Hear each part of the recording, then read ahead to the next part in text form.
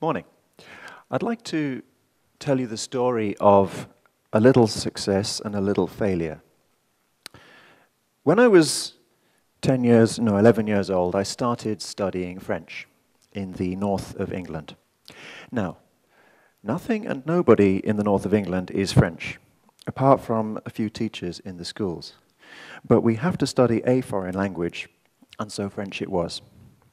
Now, in the first lesson, the teacher held up a pen and said to us, as if he was speaking to a bunch of Martians, "Voici un stylo." This is a pen. And in terms of content, that was about as good as the course ever got. Every lesson we would translate 10 sentences from French into English and then take them home, memorize the sentences, translate them back into French again under test conditions the next lesson. 1 mark taken off for every grammatical mistake, and we would be reseated according to those test results with the best score at the front of the room and the worst score at the back next to the door. And this went on for 5 years, at the end of which we took an examination. Now, we had been quite dutiful students, and we did quite well in that examination. Myself, I got a grade A. That used to be the highest grade you could get before they invented A stars. And no doubt, the French department congratulated themselves on the success of an educational project. But it wasn't a success. Because, although they had taught me a few words and a bit of grammar and some pronunciation, they had forgotten to teach me that French is a language, and a people, and a culture, and a cuisine. In fact, by the way they taught it to me, they had made me believe that French was just a perversely spelled and pronounced paraphrase of English, whose only purpose was to punish children with. And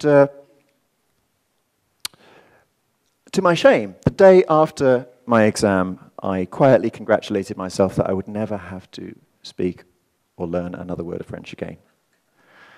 And I don't think that was just me. I think all of my friends were saying much the same thing. Well, okay, I have a more encouraging story for you.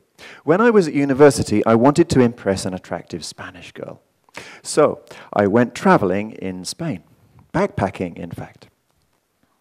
And for 3 weeks before I went, I furiously studied every beginner's course in Spanish I could find in the local library. I went for long walks, listening to and repeating Spanish phrases. I bought a great big Spanish dictionary that sat in my backpack like a brick. And I even memorized some beautiful poems by Federico García Lorca, in case there were any romantic moments, which there weren't. And the time came, and I traveled by train down from England through France and into Spain. Can you imagine what happened? In France, first, I failed to communicate with the ticket inspector, and then I failed to order my lunch, and then I gave up. I felt helpless in France, helpless, humiliated, and hungry. But as soon as I arrived in Spain, I found myself much better equipped to communicate in Spanish with my few phrases, my dictionary, my can-do attitude. I was a cheerfully inexpert, but actually reasonably effective user of basic Spanish. And I had memorable adventures all over Spain. I experienced something that many British people never experience. I actually could use a foreign language. So there we have it. 5 years of French lessons, failure. 3 weeks of Spanish self-study, success. And pondering on that difference has influenced my career a lot because it inspired me to become a language teacher myself. I think these little successes and failures are extremely important because there are millions of them, I think, happening every day in schools, and these little educational disasters happen whenever a child thinks, I don't see the point in this. What if we could work out how to transform that kind of success, failure into that kind of success? We could release so much human potential. And after many years of pondering and teaching, I'm ready, I think, to put a name to it. I think the best label for it is authenticity. You see, French was not an authentic learning challenge for me. I had no use for it. But every word of Spanish that I learnt, I knew would be immediately useful to me. As I sat in the plazas of Andalusia, I knew that, I needed those words to order my next meal, to find my next train ride, and to negotiate a bed for the night. So even without a teacher, I was infinitely more successful. So I think of authentic learning experiences as those in situations where that situation makes the need for learning manifest before you attempt to do that learning, or the value of that learning is immediately felt. In schools, I think we're very good at asking the questions, what do we need to learn, and how can we learn it? And I don't think we are very good at asking the questions, why are we learning? Because I'll tell you some answers that seem quite deficient to me. I learn to pass exams. I learn to get to university. I learn to get a job. 3 things which are in themselves good things, but are they really achievements? We may feel they're achievements, but I think if we think of those as end goals, we are confusing approval with achievement.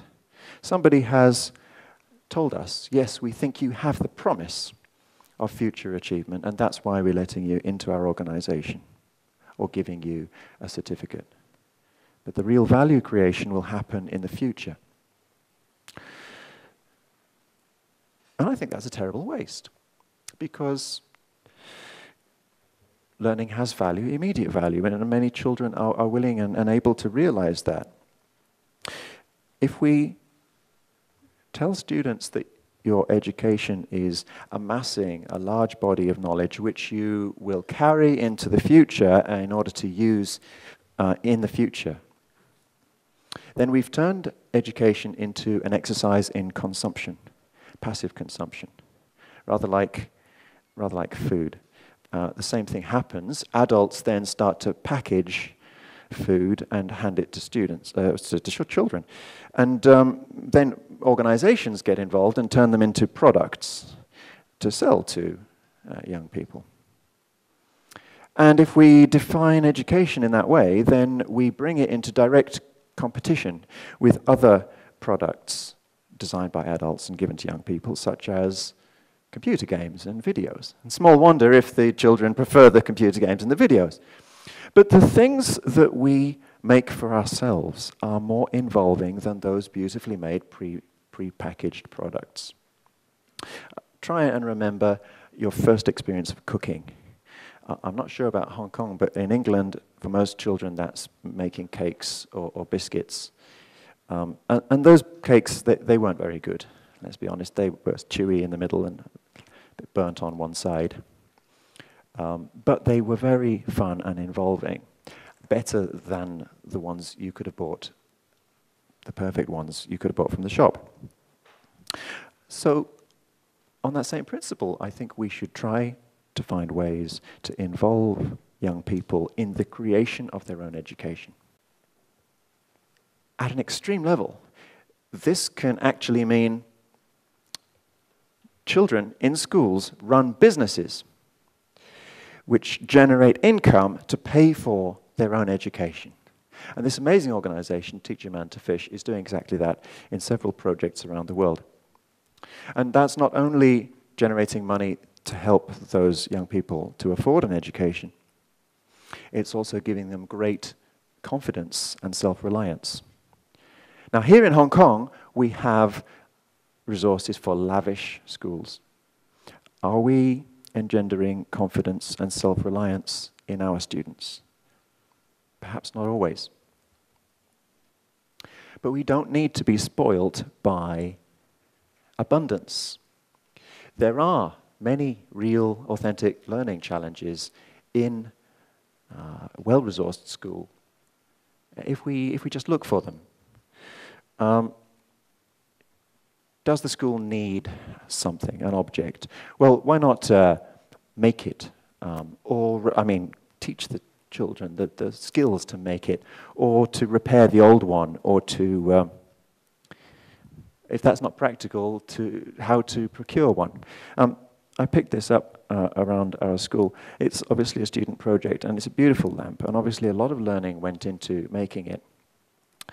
But I would like it even better if it was in use, because then we would be continuing to learn by how well it worked, and we would have realized the value in creating it.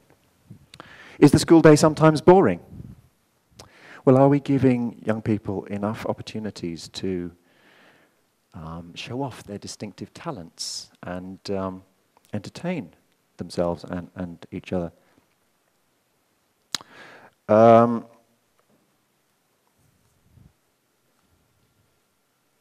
Events like this one, of course. There we are. It's easier for adults to organize things for young people. But the opportunity to learn from organizing events like this is huge. And finally, is the school environmentally unsustainable? There's a big one. Wouldn't it be a superb exercise in bringing together the knowledge from all the different disciplines in the school, all the subject areas, to attempt to go zero waste or zero carbon? Because if we can't find the will and the learning to do that in a school, where on earth is it going to come from to solve those problems in wider society? Now, down at Maker Bay in Yau Tong, they're doing exactly this kind of thing. Right now, they're making a suite of plastics recycling machines, which are perfect for schools. Now, imagine if a student would be able to say to an employer or a university admissions officer, yeah, I was the head of plastics recycling in my school for a year, and we made 3 tons of waste plastic into products for the school shop or for a charity. How impressive is that going to be? Well, at this stage, I can feel an objection brewing. Yes, those projects sound lovely, but we can't have too many of them. We haven't got time. We've got to study for exams. And I think there are 2 important answers to that. One is that employers and universities are always complaining about a skills gap. The ones they want are strategic thinking, creative problem solving, leadership skills, things that conventional academic courses are not that good at developing, but are very well addressed in authentic learning challenges.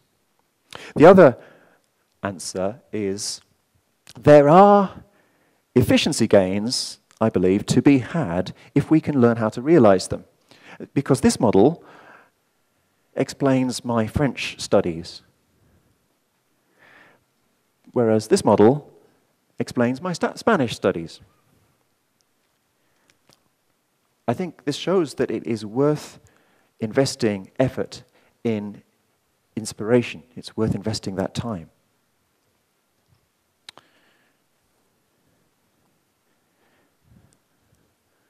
Objection number 2. This one will tend to come from teachers. Yes, that's all very well, but you have to learn your trivial stuff and then you build it up into more advanced stuff, which will be useful in the future. No, I think that's based on a misunderstanding. Students need teachers to clarify, simplify elements of a problem, identify, delineate, but not to trivialize. Trivializing means taking it out of context. I spent an inordinate amount of my youth learning how to do differential equations.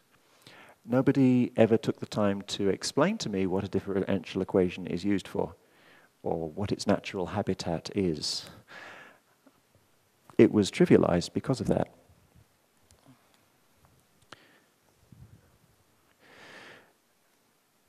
The big, I think, obstacle to trying to redesign education along these principles is rampant standardization. Again, I think based on a misunderstanding. Raising standards does not mean standardizing everything. Let me give you an example. A few weeks ago, an airliner crashed, killing 66 people.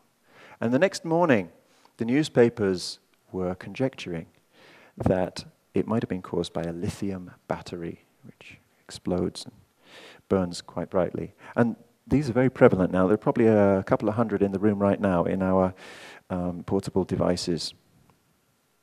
Now, of the science teachers who noticed that news story, how many of those taught something about lithium in their lessons that week? How many of them took a lithium battery outside to blow it up for the class? Not many, I imagine. But why not? Because it's definitely science, isn't it? It's very real and relevant. It's potentially life-threatening. It's compelling. I'll tell you the reason. I think it's because it's not on the syllabus this month. And if we have a system that is squeezing out authenticity and relevance, then I think that's a system that needs to change. So wherever we are in the system, I think it's very important to try and recognize trivialization and replace it with authenticity. So hopefully the next generation are not going to be parroting pointless phrases like voici un stylo, but using their languages for worthwhile communication, and perhaps we can help them to make something of authentic value with those pens. Thank you very much.